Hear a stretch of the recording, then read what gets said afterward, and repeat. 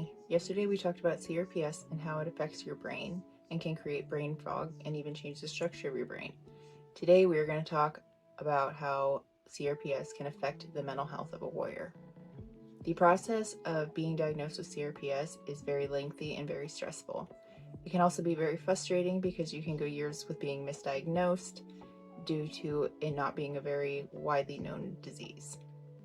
So after being put through the ringer of doctors and tests and finally being diagnosed with CRPS, this can make the situation even worse. It can make a warrior feel hopeless and helpless. Most diseases, when you find your diagnosis, you find relief. You know what it is, you have a plan of action, and there's a cure and a treatment regimen you can follow to feel better. With CRPS, this isn't the case. So warriors really feel like this is a life sentence to this disease when they're diagnosed. So this is just a huge unknown area of life now that they have entered. This is very stressful. Every day a warrior can wake up and lose an ability. So they may wonder, how am I going to financially support my family? How long is my family going to put up with this? I'm a burden. And this just continues and continues, the worse and worse the condition gets. So this is anxiety, depression, being upset over something you can't control and losing yourself, not knowing who you are and how long your loved ones are going to put up with it. This is all a huge bomb of anxiety and depression. And we also did talk about the mind and body are together, they're not separate. So when we feel huge amounts of stress, it triggers that fight or flight response in our bodies. Now, what can that look like?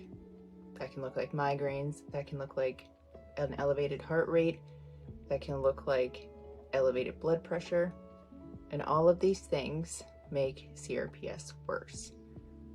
Stress and CRPS is not a good combination. This is how bad it can really affect the mental health of a warrior. They don't have an identity now.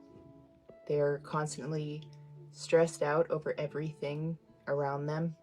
They are always worrying and full of anxiety, and they are depressed because they see no light at the end of the tunnel.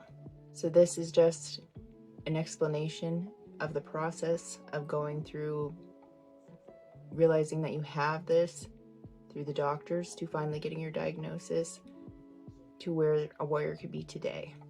Because of these things and these events and how they take place, warriors are at high risk for suicide.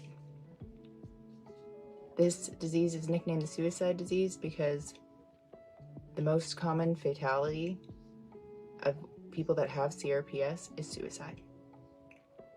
This isn't something anybody likes to talk about, and it's really sad, and it breaks my heart and all of our hearts. We want to just take this moment to let everybody know, if you feel this way, please reach out to us.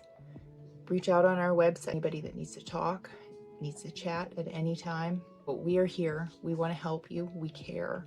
Please reach out. And everybody, just be aware, this disease is crippling. This is why the mental health gets so bad. This is the process. And it's very important for a warrior to be treated as a whole person with their mental health in mind as well. So tomorrow we're going to talk about ways that a warrior can get help and things that they can do to make